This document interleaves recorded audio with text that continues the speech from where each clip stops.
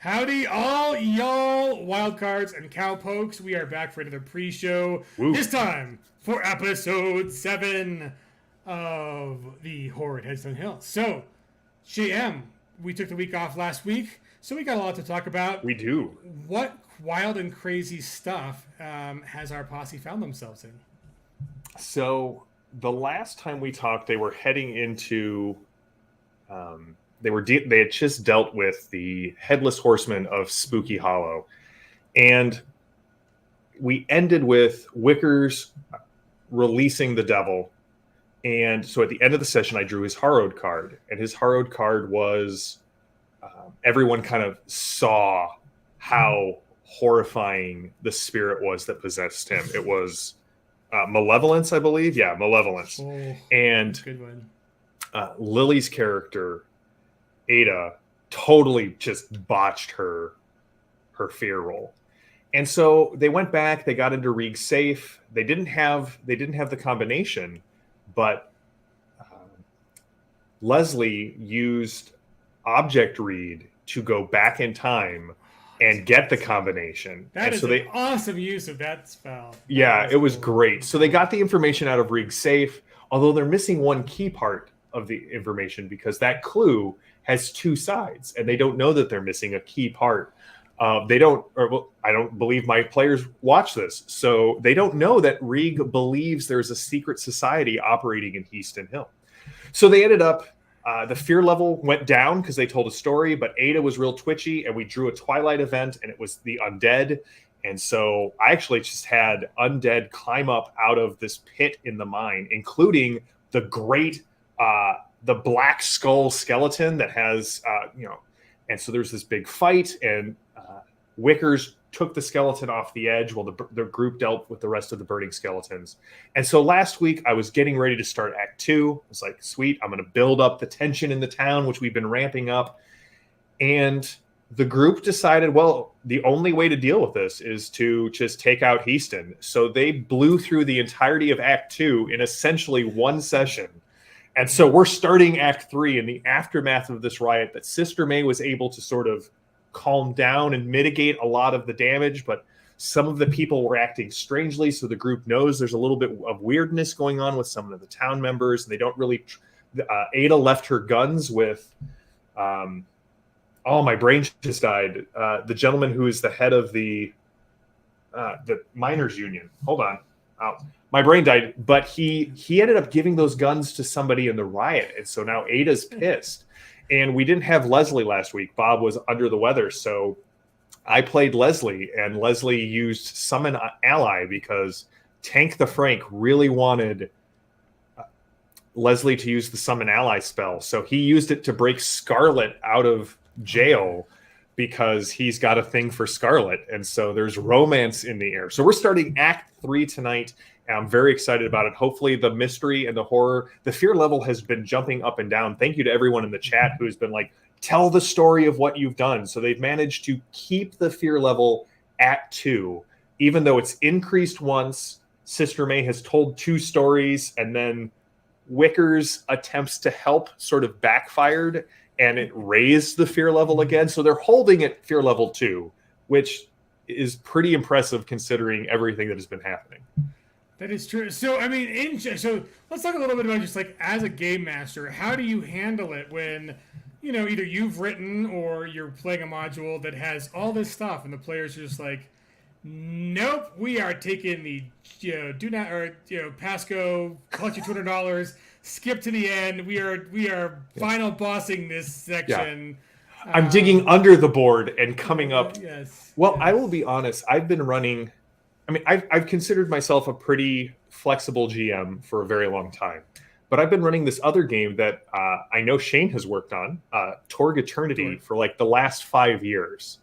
And the thing about Torg Eternity is if you are not able to think on your feet when you start running Torg Eternity, you very quickly will, because there's so much out of not just your control with the card play, in Torg Eternity, but also like everyone's control with the drama deck. You flip something over and suddenly everything you had planned is gone. So that helps. But in general, I think if the players are super excited about an idea, I will bend and twist and contort myself because, one of the things we're doing is we're trying to show off how awesome Savage Worlds is. So if my players are super excited about something, we're going to make it work. And so we got to show off not just the combat rules last time, but we got to show off the quick encounter rules. We ran the riot as a quick encounter and showed off, hey, here's how deadly quick encounters work, which was just so much fun. My players were like, this is awesome. Like, we should be doing this more. I'm like, well, I can't kill you as often if we're doing this, but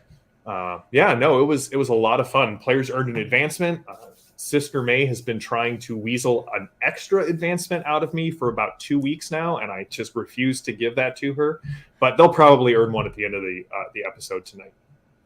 I love it when people are excited and the hope, like, I need a couple more points. Usually they have a plan, right? There's something they really want. And it's like, oh, that's a seasoned edge, and I want advancement away or whatever it is. Yeah. But yeah, that buy-in is really kind of cool. Mm-hmm. And I mean, I think I agree with you, like, on both Savage Worlds and Torque, the meta mechanics and how they work and how you can bring them in or not. Like Savage Worlds, like similar to the drama deck, we've got the adventure deck. Yeah. And I don't use it as much because I run a lot more one-shots than campaigns. And, holding on to one of those cool cards in a campaign is one thing.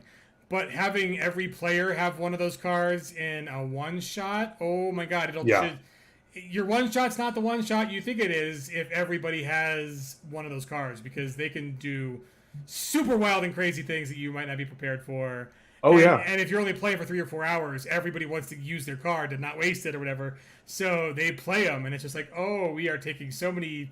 It's not even a left turn. It's like it's a orthogonal turn. We're going straight up now. We're straight down now. It's entirely different plane. In the Torg game, the first time it hit me, like, we were playing Torg, we got through our first adventure, and it was great. And I had built this whole, like, this mystery that was running around the different cosms, and I had built up this. The group had to stop someone from awakening the red dragon of Wales, right? You had the red and the white dragon.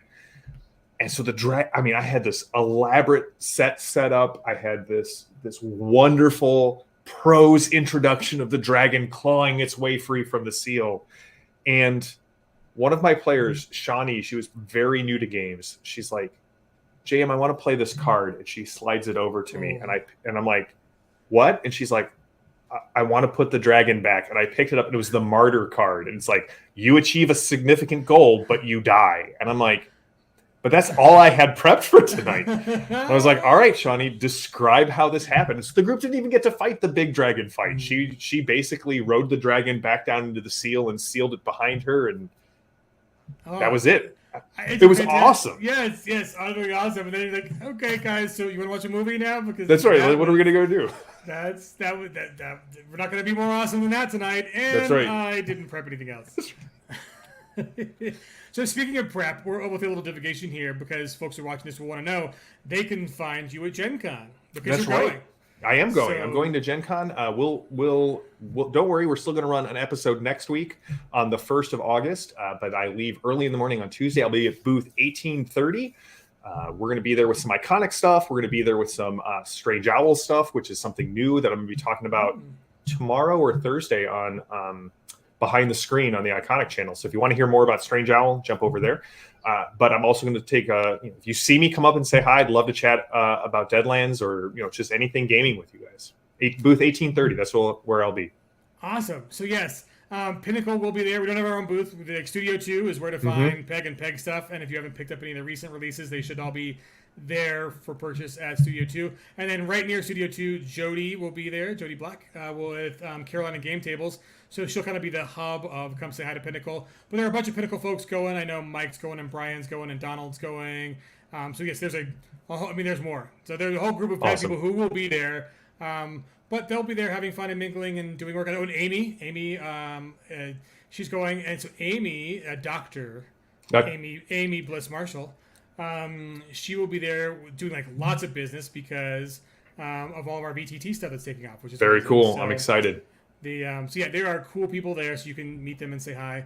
And they will have shiny new business cards because someone got tasked with making business cards. Let me point the right way. Someone.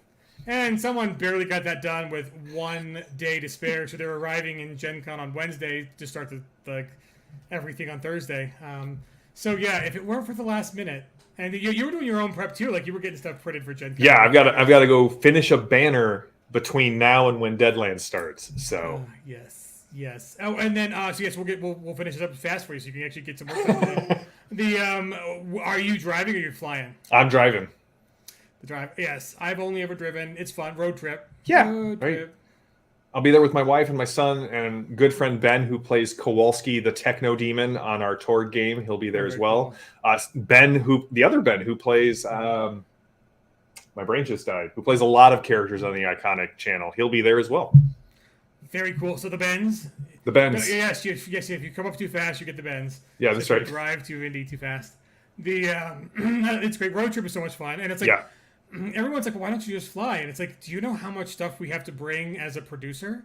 Yeah. To the last time we went, we were just doing, like, it was a group of us, like me and Dustin and a crew, and like, the whole back of Dustin's truck was filled with banners and handouts and flyers and cards and like, and like, we were only like, we didn't have a booth. We were just like, there to meet and greet and hand stuff out and promo and pitch, and it was like, wow, there's so much stuff you have to have when you're actually putting on a show, especially when you have a booth.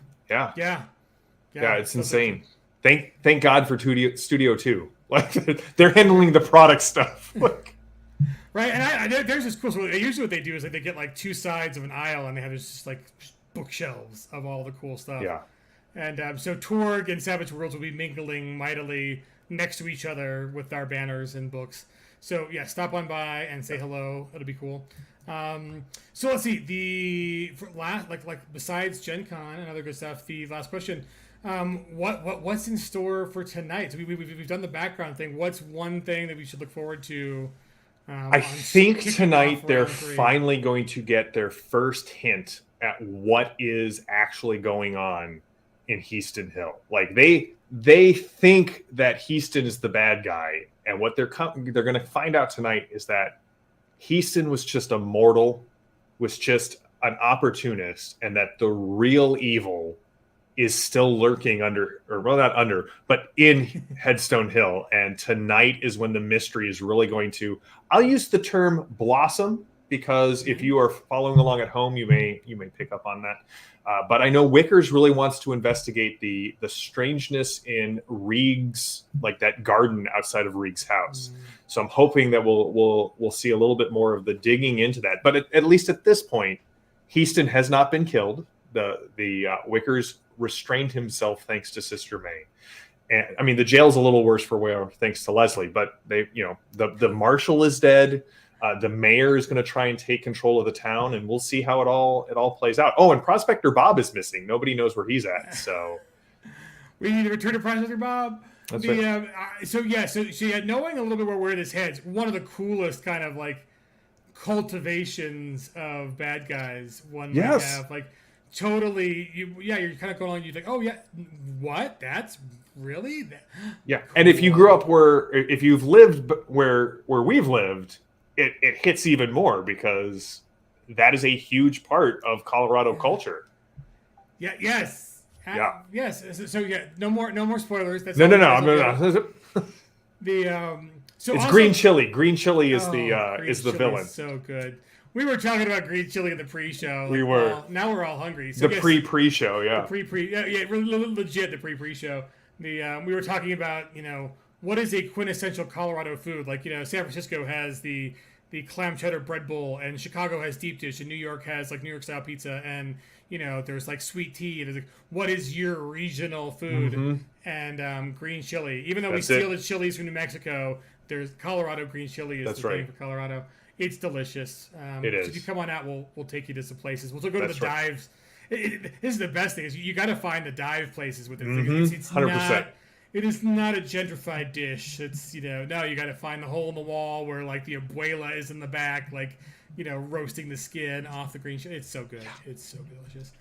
So, anyways, guys, I think that's good enough. I think Awesome. we're momentary in mere minutes, mere seconds. We're almost at like 15 minutes. Mere seconds. We're gonna do episode 7. So, I will see you countdown. there. We're gonna go raid. Enjoy episode 7, guys, and we'll see you next week.